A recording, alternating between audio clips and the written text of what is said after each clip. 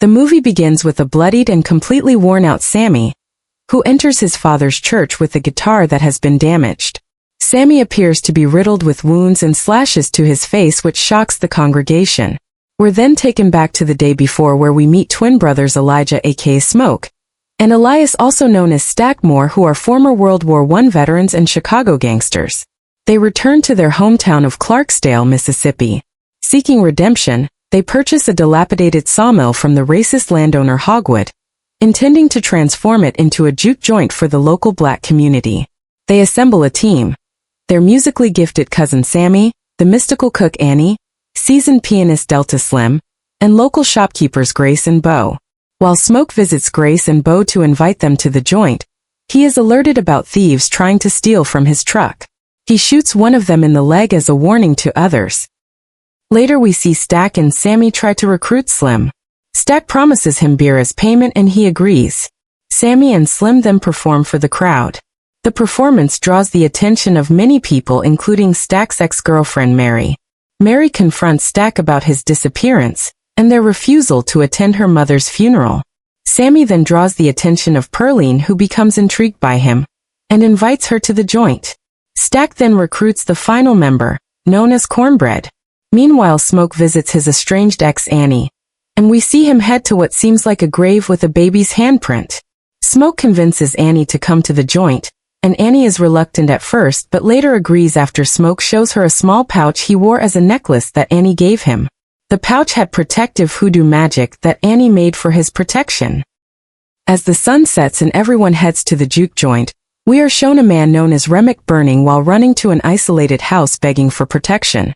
The owners of the house, Bert and Joan, open the door and point a gun toward Remick, who claims that a group of Choctaw men are chasing him. Bert and Joan are revealed to be members of the Ku Klux Klan and they invite the man in. The Choctaw members arrive at the house and warn the owners that the man is dangerous. The group leaves and Remick is revealed to be a vampire and turns the couple. As darkness falls, everyone arrives at the juke joint, including Mary and Pearline. Sammie starts singing with his guitar and everyone is entranced. Something about Sammie's playing resonates with every soul in the juke joint, and the song turns out to be so vibrant that it seems to transcend time. Remick, Bert, and Joan arrive at the front entrance of the establishment after the performance and request to join the party. Smoke refuses to let them in, despite their claims that they want to perform for the public and are prepared to pay. After this altercation, Stack tells Mary about his and Smoke's financial predicament. Mary goes to speak with the three who haven't gone far. They show her some odd gold coins and Remick exposes what he is.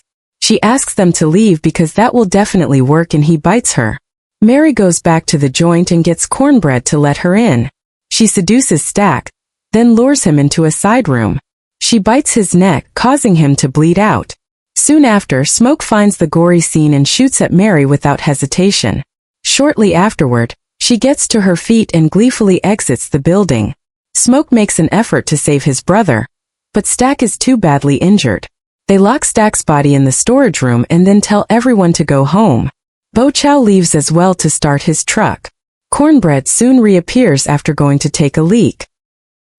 He asks permission to enter but the others decline and find it odd that he was out for such a long time.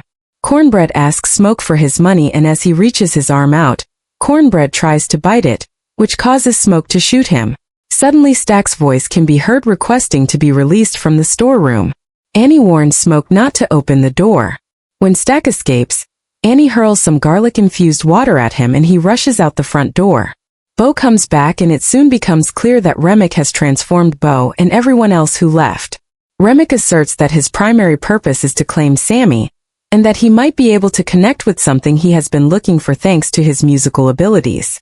He attempts to persuade the others to join him as vampires by promising them a connection and a sense of belonging that the living world does not provide. Smoke insists that the people inside won't give Sammie up and Grace becomes alarmed when Remick says he's willing to transform her daughter Lisa. After the conversation, Smoke thinks that Stack and everyone else will be spared if they kill Remick. But Annie says that's not how it works. A spike through the heart or sunlight must kill a person who has been converted, but their souls are now trapped. The goal becomes to hold out until dawn, but Remick and his followers begin to make horrifying sounds. eventually causing Grace to snap and demand they come in and get them. Those inside do what they can to fend off the vampires. Annie is bitten, and before she turns, she pleads with Smoke to kill her with a stake. In a valiant move, Slim sacrifices himself so Smoke can escape with Sammie, only for the two to be confronted by Remick and Stack. Remick pursues Sammie outdoors and tries to turn him as Smoke deals with his brother. After trying his best to fend off the malevolent beast, Sammie breaks his guitar over Remick's head, causing a silver piece to pierce his head.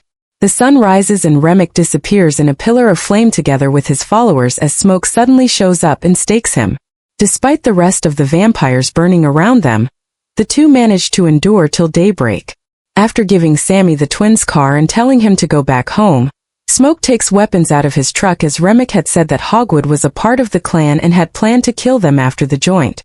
Hogwood soon shows up with many men prepared to kill everyone at the juke joint.